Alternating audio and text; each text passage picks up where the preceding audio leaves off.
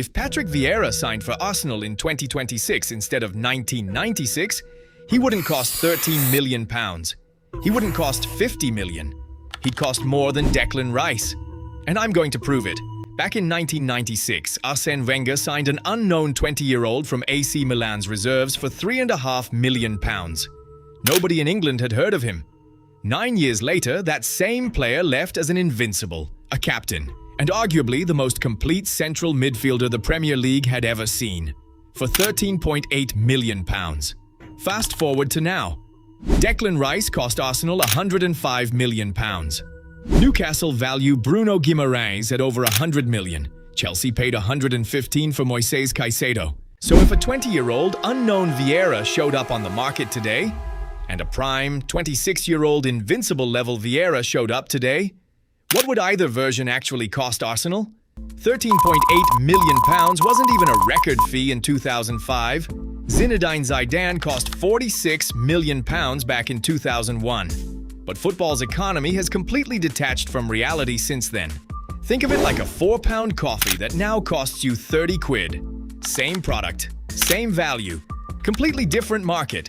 Three things blew the market up. TV broadcast deals went nuclear, state-backed ownership groups turned certain clubs into bottomless wallets, and data-driven scouting made truly elite two-way midfielders rarer and pricier than ever. Premier League transfer spending has grown by over 600% since Vieira left England.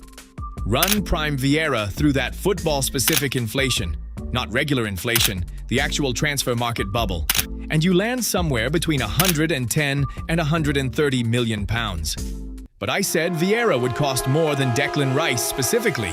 Not just a lot of money, more than the most expensive British midfielder in history. So let's prove that, not just assert it. Rice cost £105 million for a very specific profile. A ball-winning midfielder who can also carry play forward, press aggressively, and anchor a possession-based system. That profile is the most in demand in world football right now. Now compare that to Vieira. 6'4", box-to-box, could break up an attack and start 130 yards later with a single stride. Rice does his damage in tight radius, quick recovery, sharp interceptions, efficient passing. Vieira did it by physically dominating ground. Longer strides, more territory covered, more aerial and physical duels won than almost anyone in the league. Vieira isn't just Rice's equivalent. Statistically and physically, he's a rarer profile, bigger, more dominant in duels, and still comfortable enough on the ball to captain an Invincible side. Which means if Rice is £105 million, Vieira isn't a discount. He's a premium. So here's the actual number. Imagine Arteta's Arsenal trying to sign a 26-year-old Prime Vieira from a rival club in this transfer window.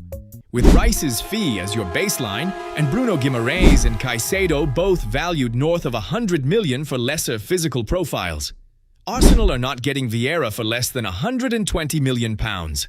That's more than Declan Rice, just like I told you at the start. So now I want to know, does that number sound insane to you? Or does it actually make sense once you break down the profile? Drop your answer below. I read every comment. And if you want more of these football finance breakdowns, hit subscribe because we're doing this every week.